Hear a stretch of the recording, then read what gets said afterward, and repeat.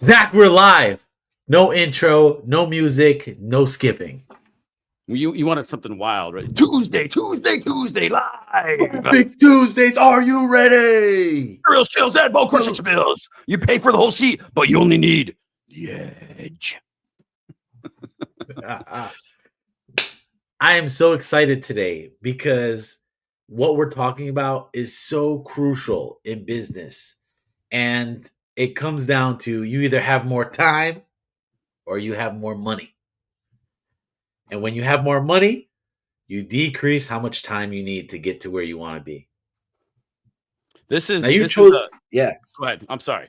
I was gonna say you chose this topic today, so I'm excited because I know you have something in mind. Some you're gonna bring it all. We're bringing the fire. This is where the big boys and the big girls that put their daddy pants, their mommy pants on.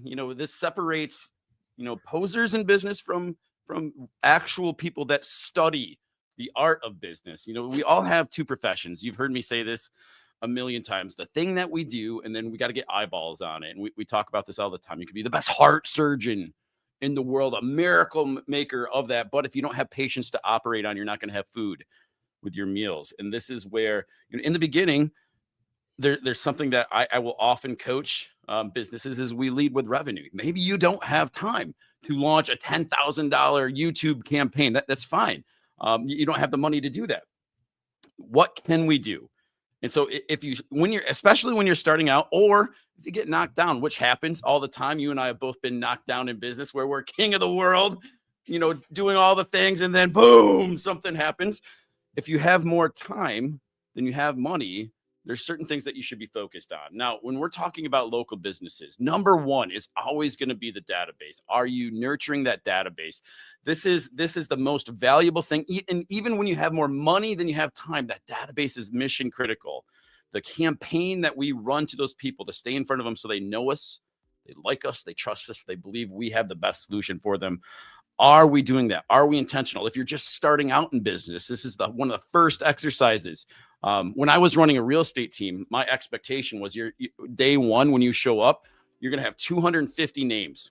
You're going to have 250 addresses. You're going to have 250 cell phone numbers, and you're going to have 250 email addresses, because I knew that database was critical. And I knew when they nurtured that database properly, they'd get 10 transactions, or 10 to 15 transactions out of just that database. I love it. So let me ask you this. I had us with some music in the background to keep us. Anyways, so let me ask you this. So nurturing your database, that's going to be time part of it, right? Yeah. Let's talk about, if you had more money, what's the best way? How do you leverage that side of, like, all right, look, I know I have 250, 1,000, 10,000 people in my database. If I had more time, yes, I'm going to create the emails. I'm going to launch the emails. I'm going to do all this stuff. If I had more money, how would I leverage that piece of it? If I had more money, and how do I nurture my database using more money than my time? That's a great question. There's the four types of traffic that we talk about. The most valuable, we already talked about, traffic that we own. This is our database. It's so much easier just to love on those people and work on those people. And it's fairly cheap, because I can send out an email. I can pick up the phone, I can go show up to their house with, some sort of gift. But the other types of traffic out there, traffic that we earn is another one that if you have more time than money, we'll come back to that. But traffic you pay for, this is the easiest, simplest way. You want to scale your business. You want traffic now, not yesterday. Ads. Oh my gosh. Ads are the fastest way to get a quick response. You got this idea that you think's going to just like cook with gas. You've developed the slap, the story, the solution. You put that ad out there, you run traffic to your offer, you're going to have instant feedback. Either it's going to be a winner or it's going to be a loser. And so the fastest way to success is always going to be ads, but ads are expensive. Ads can quickly bankrupt you. Ads will put you in the red. And so there's an art to it now. Back in the day when Facebook first came out with ads, like, they were just stupid cheap. It was like everyone was printing money, but Zuckerberg wanted a nicer boat. The people at Google, they wanted nicer boats. And so, like, things got way more expensive. this time of year, we're coming up on Christmas right now. This is December when we're recording this. There's a lot of people that are running ads out there. We're seeing this right now with our clients. The lead costs are going up right now. Yeah, I think that you're exactly right. So, say you have an idea, you put it together, you want to test out this offer, this new thing that you want to do. The fastest way to test it out is absolutely ads. When I was thinking about the databases, how do you nurture your database using more money than time? I mean, there's things that we can do inside of, again, ads that increase us the visibility that we need to be in front of our database. So on the ads perspective, we create what they call custom audiences. We take our database and we put it into Google, we put it into Facebook, Instagram, TikTok, and we say, find these people using their name, address, phone number, email address. Find these people, put them in a bucket. And then when I have an offer, I want to put my offer in front of that bucket. And that is the fastest way to get in front of them, especially when people are using, depending on what specific platform they're on. If it's LinkedIn, if it's Facebook, if it's now TikTok's the thing that's blowing up right now. You could create your custom audience of your database and get your message out to them right in front of them, and so that they see it. One thing that I think about when I hear about emails is I think of when because a lot of people will come to us, right? And they'll say, I heard it the other day from a client. They said, well, my email list, I don't even know. I don't even check my own email. And he was literally saying this. I don't really check my own email. I know, these one people, they're always sending me stuff. And I know it's always a promotion. I kind of bypass it. I don't even know if I look at it. But there's something about when Nike sends me an email and I want to know about the new shoe or the new, athletic gear that's coming out. And when he said that, I was like, oh my gosh, you hit on something so key. It's not necessarily how big your database is, it's the relationship that you have with your database. If you provide value to your database, they're going to open and listen, right? And I think I was at a Funnel Hacking Live one time when someone gave that same analogy. He said, if your mother sent you an email, would you open it? It's like, yeah, of course, my mother, right? It's like, but if but if some company sends you an email, you might look, you're like, this is not important, right? And I do that through my own email list. I'm like, okay, promotion, delete, delete, delete, delete, delete. But there are some emails that I get that I know they come from a specific person, and I'm like, oh, Zach sent me an email. Let me see what that email's about. Let me read Delete. Whatever. Then I quickly delete it. Like I skim, then delete. But the whole point is, if we are I guess when it comes from an emails perspective, and having more time and trying to connect with them, it's about the relationship and the value that you provide. That's going to get your open rate way higher. It really is. And, if I was building out a business, and again, I had more time than money, I am taking a very close look at emails. I am notorious for hating emails. However, email makes me so much money as an entrepreneur. It prints money. And the cool thing about the email, again, we've seen this happen with Facebook, with YouTube. Like, they just shut down accounts. Sometimes it's deserved, sometimes it's not deserved. And so you have this winning thing that you're crushing it with on one of these platforms, and they blacklist you. You're screwed unless you own your database. And so when you're doing those things, that's great. Print money with it, but make sure we're collecting that. We're putting that into our database. We're growing the thing that is the most valuable asset that we have in the business. Now, I was talking earlier about the heart surgeon, right? So you're the most talented heart surgeon, your most talented contractor, the most talented heating and cooling guy in the world. But if you don't have eyeballs on your business, you're not going to have food with your meals. And so by necessity, there's two things that we have to do, the thing that we do and the marketing, getting the traffic to us. So I want to ask this question. With a lot of the businesses that I coach, opportunity comes every once in a while. And if we're being students of the game, not just being the best contractor, the best drywaller, the best whatever, ever, we're also building the business. You're able to take advantage of that opportunity. If a level 10 opportunity comes, which doesn't come often in your life, and you have level 10 skill set, you're going to explode, absolutely explode. And so whether or not you want to explode in business, if you want to have a consistent business, a business that grows, a business that when the market shifts, you can shift, you can pivot with it, it's very important to raise that skill set. And I want to talk about, this was actually from one of my mentors, where he talks about the keys of understanding money. It's often said, what is the root of all evil, Michael? The root of all evil is for the love of money. Notice the nuance he put in there. It's not money, it's the love of money. It's a big deal. As a Christian growing up, I definitely have a lot of beliefs on money. I was very wary of making money. Come to find out, it's the love of money. Money is a tool. It's amoral. It's like a brick. I can build a house with it, or I could smash a window with it. Money by itself is amoral. The love of money, if it becomes my master, is where it becomes an issue as a Christian here.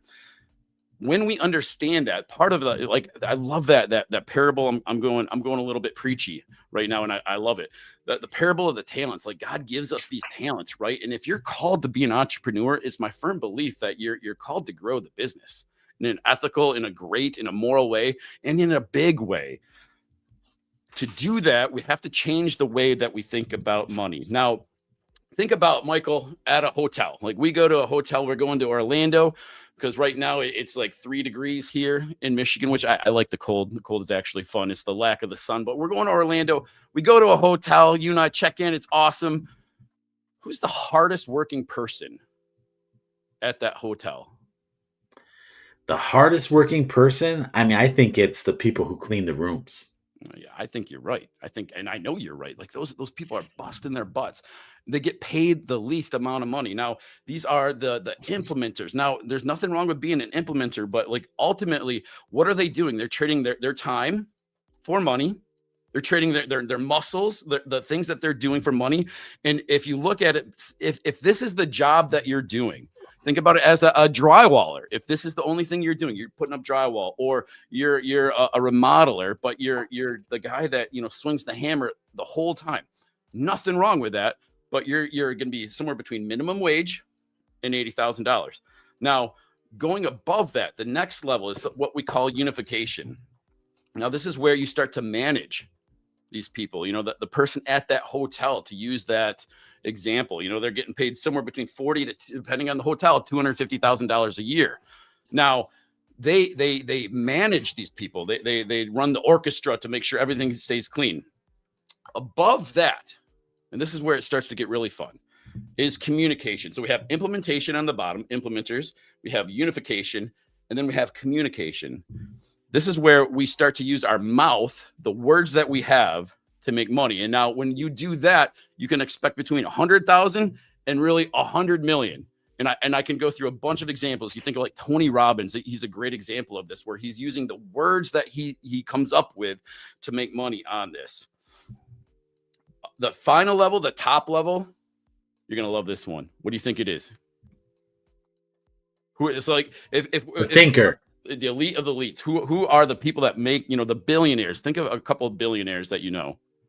Well, I think they're the visionary people, the thinkers, the imagination. You hit the nail on the head. These are the imaginers, right? They use their mind, and then they use money. They make between 100 million and billion. So Elon Musk, love him or hate him, Elon Musk is one of these guys where he comes up with this vision. I want to go to Mars. So what am I going to do? I'm going to build an electric car company, because I can run electric cars on there. I'm going to build a tunneling thing so I can tunnel in Mars. Solar power on it. What else am I missing with him? SpaceX. SpaceX, yeah, the rockets. So we can get there. Like, all his companies, the internet, the Starlink, all these things are designed on that. And like, it's the vision of him going to Mars, that he needs all these other things and builds all these other things. And so when we're in business, it's critical to think like this. We there's nothing wrong, again, with swinging a hammer. That's great. It's noble. It's great. However, if I want to make more money, I need to think differently. I want to see, like, how can I employ other people? How can I take that next step up and build my business? And it works in every single industry.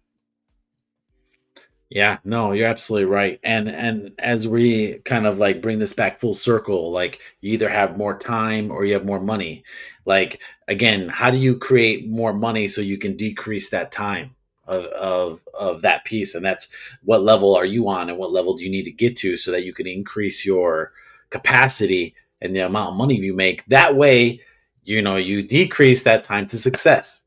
Yeah. Um, A critical thing of doing this is learning.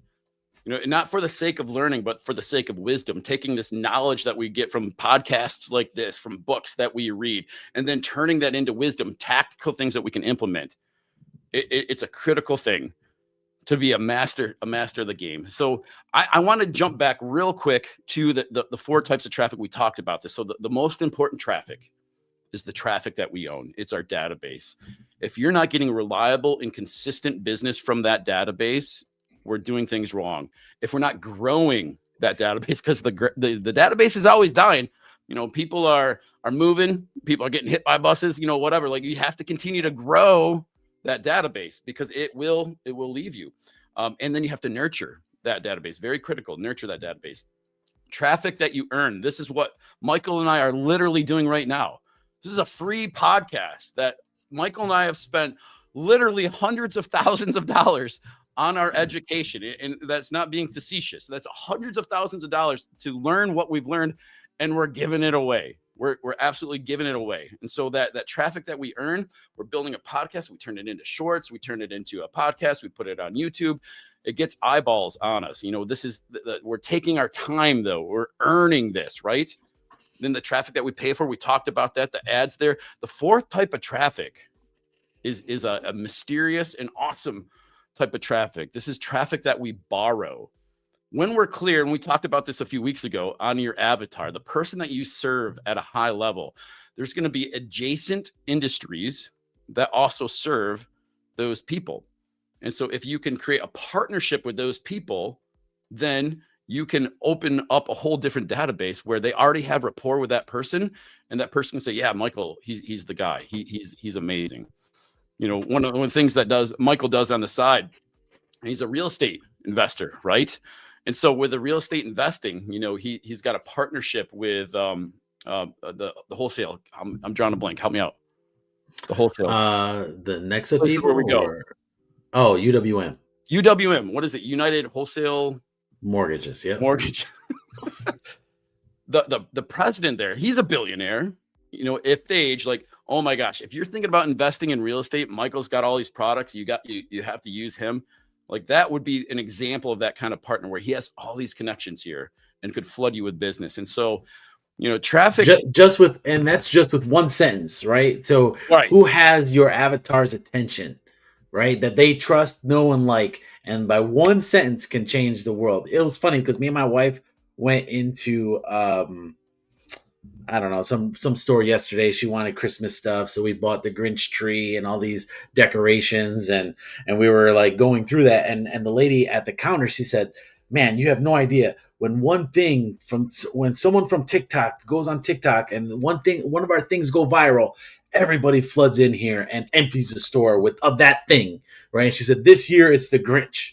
Right. And the reason why I even wanted something with the Grinch, because I saw this TikTok and I thought it was hilarious that this guy dressed up as the Grinch and he came in and like terrorized the family, and the little kids was stealing the gifts. And I thought it was hilarious personally. So I was like, I want the tree. Right. So that was that influence of it. But when we were there in the store, the lady was saying, she goes, "Wow, you have no idea how quickly a trend will happen.